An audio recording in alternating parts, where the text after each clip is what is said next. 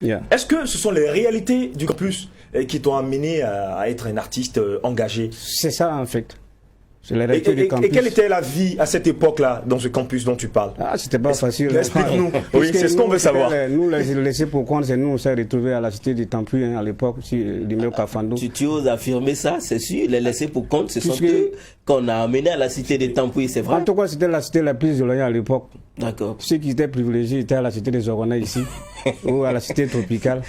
Mais nous, en tout cas, moi, j'ai cherché, puisque avant de partir, j'étais un peu dans la rue des traîneurs, puisqu'il fallait bosser la nuit, et puis maintenant, aller faire le boileau. Voilà. Ouais. Et donc, c'est dans ça que j'ai commencé à accompagner le boileau. C'était ma vie, je racontais. D'accord. Voilà. Les cités, c'était pas facile, puisque on avait les prêts, c'était pas vraiment facile. Vous vous rappelez, en 2008, ils sont venus nous déguerpir, on était là, on ne sait pas à quel sens se vouer. Là, on s'est retrouvés dans la rue, ils ont fermé la cité universitaire de Tampuy. Et puis on les a balancés, quand on appelle ça, à la cité de Kosso. On vous a délogé ou on vous a balancé? Bon, puis ils sont venus, ils ont donné 24 heures, ils ont fermé en même temps. Ils disent, bon voilà, chacun n'a qu'à se chercher quoi. Allez, on avait converti tout notre argent en ticket du restaurant universitaire. Le rue.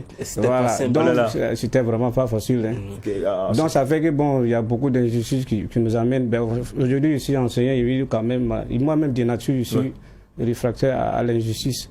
J'ai été éduqué, j'aime l'amour, je veux que vraiment. Pour moi, quand on parle de paix, il faut quand même combattre l'injustice d'abord. Parlant même d'éducation, il faut dire que tu as perdu tes parents très tôt. Oui, absolument. Je n'ai pas eu la chance de grandir à ma maman, puisqu'elle a à peine 2 ans. Elle a laissé les vieux. Je me suis retrouvé dans mon village à Takadougou avec les vieux. J'ai fait des études primaires là-bas. Et malheureusement, lui nous a perdus en 1996. Vous l'avez perdu en 1996. Donc, c'était pas facile pour moi en tout cas. Ça a été vraiment un combat. Voilà. En 2013 également, tu as enregistré Tchéti Dogoya pour dire que le garçon... Un homme n'est jamais petit. C'était une fraction pour moi de rendre hommage à tous ces gars qui se battent vraiment pour son prochain. Les gars qui sont plus altruistes. Si vous écoutez la chanson, vous allez comprendre. J'ai parlé de Thomas Sankara. Bon, tous ces grands hommes romains qui ont osé quand même... se battre pour l'humanité, pour les bonnes causes quoi. Une chanson que tu as enregistrée avec Mamboué Zakaria. Allez, comment s'est faite la rencontre également avec cet arrangeur? Il faut dire en ce moment, j'étais venu en 2013, je venais voir Sam Itier Dongo qui était quand même en vogue ensuite à l'époque. Ici parti à son studio à la zone 1, ici allait tomber sur le fils de Zakaria Mamboué. C'est lui, mais il dit, ça tient bien. Puis moi je regardais les cassettes de Tigane, je vois que c'est Zakaria Mamboué qui a arrangé. J'ai dit bon, moi je veux faire les reggae, il faut que quand même, je ne peux pas faire un peu à peu près. D'accord. Il faut que je trouve vraiment un arrangeur de taille quoi. Donc il m'a donné le numéro de Zakaria Mamboué, le tonton, je lui fais un big up. En même temps, je l'ai appelé, il s'allait sur le studio, je lui ai dit, le tonton, moi en toi je vais faire des reggae, j'aime bien.